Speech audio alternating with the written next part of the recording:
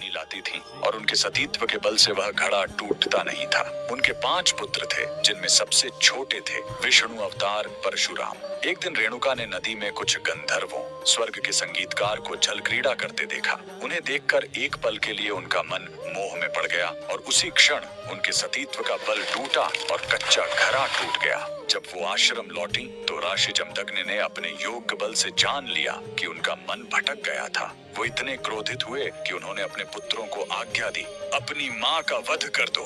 जब चारों बड़े भाइयों ने मना कर दिया तो क्रोधित पिता ने उन्हें तुरंत पत्थर बन जाने का श्राप दे दिया। इसके बाद परशुराम ने पिता की आज्ञा को अपना धर्म समझा। उन्होंने भारी मन से अपनी कुल्हाड़ी उठाई और अपनी ही माँ का सिर धड़ से अलग कर दिया। उनकी आज्ञाकारिता से प्रसन्न होकर जमदग्नि ने वरदान मांगने को कहा। परशुराम ने तुरंत अपनी माँ को फिर से जीवित करने और साथ ही पत्थर बन चुके अपने चारों भाइयों को भी मुक्त करने का वर मांग लिया। सब फिर से जीवित हो गए, मानो कुछ हुआ ही ना हो। लेकिन कहानी यहीं खत्म नहीं हुई। मातृ हत्या का पाप उस कुल्हाड़ी पर एक दाग की तरह चिपक गया और वो उनके हाथ से अलग ही नहीं हो रही थी। उस पाप से मुक्ति पाने के लिए वह दर दर भटकते रहे, लेकिन कोई भी तीर्थ उस कुल्हाड़ी को छुड़ा नहीं सका। अंत में वह पहुंचे पूर्वी हिमालय की लोहित नदी के किनारे और जैसे ही उन्होंने इस कुंड के जल को छुआ, चमत्कार हुआ। कुल्हाड़ी अपने आप उनके हाथ से छूट गई। यही पवित्र स्थान आज अरुणाचल प्रदेश में परशुराम कुंड के नाम से जाना जाता है। आज भी हर साल मकर संक्रांति पर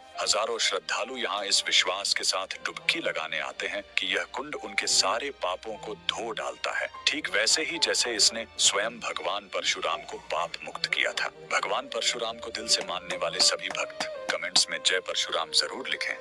यह भारत का वो कुंड है जहाँ भगवान परशुराम ने अपनी मां